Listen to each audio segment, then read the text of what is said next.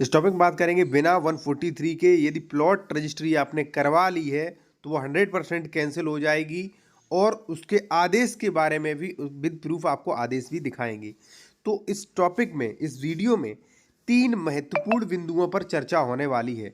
सबसे पहला जो है वो है कि साथियों जो 143 जो है और सेक्शन 80 जो है इन दोनों में डिफरेंस क्या है। कई लोग जो है वो कंफ्यूज रहते हैं, धारा 143 है, धारा 80 है, तो इनमें अंतर बताएंगे।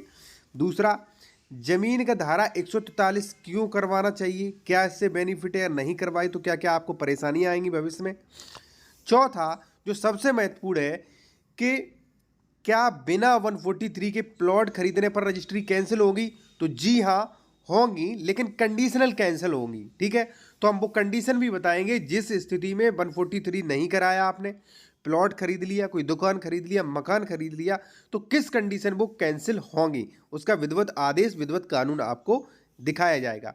तो साथियों वीडियो शुरू करते हैं, लेकिन एक चीज़ मैं आपको और बता दूं, यदि आप कोई भी लीगल एडवाइस लेना चाहते हैं या आप उत्तर प्रदेश से हैं, कोई ज़मीन प्रॉपर्टी परचेज कर रहे हैं, उसके डॉक्यूमेंट्स चेक करवाना चाह रहे हैं, डबल रजिस्ट्री है, लोन, खतौनी, ईटीसी, ठीक है, तो वो आप चेक करवा सकते हैं। कॉन्टैक्ट नंबर वीडियो की डिस्क्रिप्शन में आपको मिल जाएगा।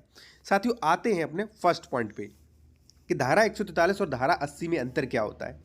देखिए साथियों, धारा 143 और धारा 80 एक ही है, लेकिन क्या है कि 2016 से पहले चलता था UPZALR एक्ट, ठीक है, तो उसमें ये थी धारा 143, ठीक है। फिर इसमें संशोधन हुआ, नई राजस्व संहिता आई जिसे अब कहा जाता है UPRC, ठीक है।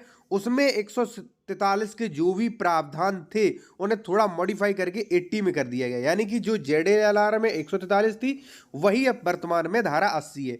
जैसे मान लीजिए अभी IPC में संशोधन होने वाला है या संशोधन हुआ, कई अमेंडमेंट संशोधन होते रहते हैं, ठीक है। तो यही है कि पहले UPZALR एक्ट चलती थी, ठीक है, अब वो खत्म कर दी गई, डिसकंटिन्यू कर दी गई, ठीक है। अब चलती है UPRC। तो जो 143 वाले पूरे प्रावधान थे, जो जो उसमें किया गया था, वो सेक्शन 80 में लिख दिए गए, ठीक है, और कोई दिक्कत नहीं। ऐसी कई धाराएं जैसे मान लीजिए 229 वाली 144 में कर दी गई, ठीक है, तो ऐसा हुआ है, ठीक है। अब साथियों ये तो आपका क्लियर हो गया। अब हम बात करेंगे कि जमीन का धारा 143 या 80, ठीक है, आबादी घोषित जिसे बोलते हैं, आबादी घोषित करवा लीजिए, ठीक है, वो करवाना क्यों जरूरी है और आपने नहीं करवाया तो क्या क्या परेशानियां आएंगी। तो साथियों सबसे पहले मैं आपको बता दूं 143 है क्या। अगर कोई भी आपसे क्वेश्चन करता है, मान लीजिए माइंड में आपका क्वेश्चन है कि धारा 143 है क्या, क्यों जरूरी है, तो देखिए UPRC सेक्शन के अनुसार क्या है कि आप कृषि जमीन जो है, ठीक है, उसका उपयोग किसी अन्य कार्य के लिए करना चाह रहे हैं। अन्य कार्य कोई भी हो सकता है कृषि से छोड़ के, जैसे मान लीजिए आप उस पर कोई दुकान करना चाह रहे हैं, आप उस पर चाहे घर बनवाना चाह रहे हैं, ठीक है, आप उस पर कोई फैक्ट्री या स्कूल या घर कुछ भी करना चाह रहे हैं। यानी कि सीधे सरल शब्दों में आपको कहूं साथियों कि अगर कृषि जमीन पे आप कोई भी गैर कृषि कार्य करना चाह रहे हैं तो उसके लिए आपको 143 अनिवार्य कराना होगा, ठीक है।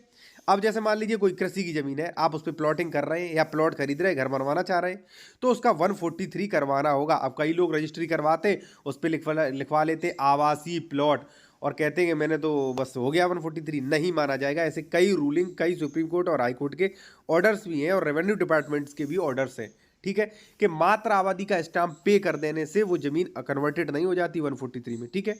तो मैंने आपको बता दिया 143 क्यों करवाना जरूरी है, यानी कि कृषि से गैर कृषि कार्य कर रहे हैं तो 143 कराना ही कराना है आपको, ठीक है। अब इससे फायदा क्या होते हैं, फायदे जो होते हैं वो होते हैं कि आपकी जमीन जो है उसका जो भू राजस्व जो होता है, जिसे लगान कहते हैं, जिसे टैक्स भी कहते हैं, वो आपका माफ हो जाता है, मुक्त हो जाती है जमीन, ठीक है। और अध्याय 9 के जो रेस्ट्रिक्शन लगे वो भी इस पर लागू नहीं होते हैं।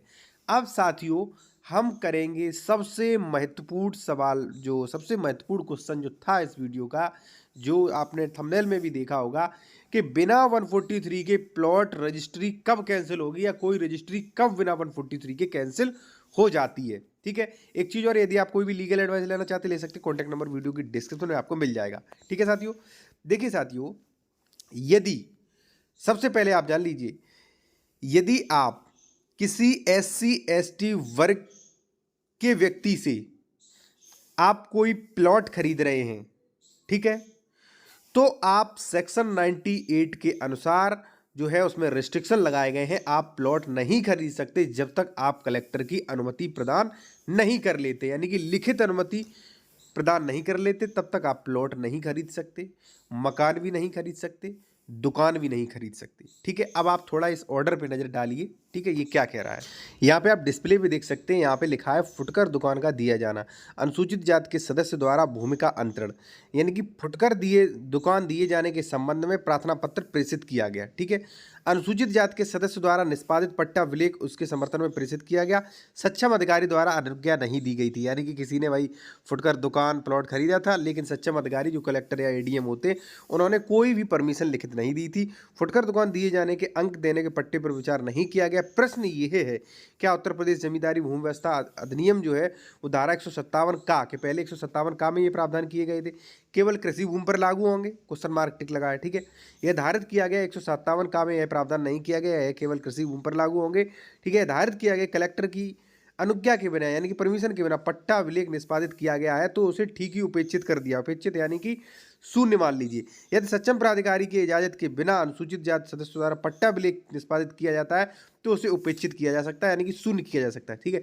चाहे पट्टा विलेख हो, चाहे सेल डीड यानी कि बैनामा हो, चाहे वसीयत हो, ठीक है, तो इस प्रकार के आपके कैंसिल हो जाएंगे, स्पष्ट है। तो साथियों, यदि आपने SC ST वर्ग के व्यक्ति से कोई जमीन का मतलब है अगर आपने प्लॉट, मकान, दुकान अगर आपने बिना परमिशन के और बिना 143 के अगर आपने खरीद ली है तो वह आपकी कैंसिल हो जाएगी, ठीक है। कई लोग समय का पूछते हैं, भाई कितना समय लगेगा, कितने समय टाइम लिमिट होती है, ठीक है, तो उसकी टाइम लिमिट कोई भी नहीं है। सीधी बात यह है साथियों कि यदि आप किसी SC ST वर्ग के व्यक्ति से यदि आप प्लॉट परचेज कर रहे हैं, प्लॉट या मकान या दुकान, तो आप कलेक्टर की परमिशन ही लें, ठीक है।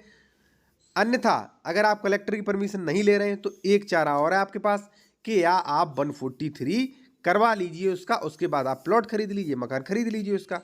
यदि आपने ना कलेक्टर की परमिशन ली है, यदि आपने कलेक्टर की परमिशन के अलावा 143 भी नहीं कराया है तो वह रजिस्ट्री आपकी प्रारंभ से ही शून्य है, ठीक है। उसके लिए शून्य यानी कि इनवैलिड है, उसके लिए कोर्ट में जाने की आवश्यकता नहीं पड़ेगी, चाहे 10 साल हो जाए, चाहे 15 साल, चाहे 25 साल, ठीक है, वो इनवैलिड है। अब सवाल होगा कि भाई मैंने तो स्टाम्प पे किया है, उससे कुछ नहीं होगा, मात्र स्टाम्प पे कर देने से कोई भी जमीन 143 में कन्वर्टेड नहीं हो जाती। 143 में कन्वर्टेड तभी मानी जाएगी जब उप जिलाधिकारी उस पर आदेश देंगे, आदेश आपका खतौनी पे दर्ज हो जाएगा या मान लीजिए आदेश आपके हाथ में हो, ठीक है साथियों।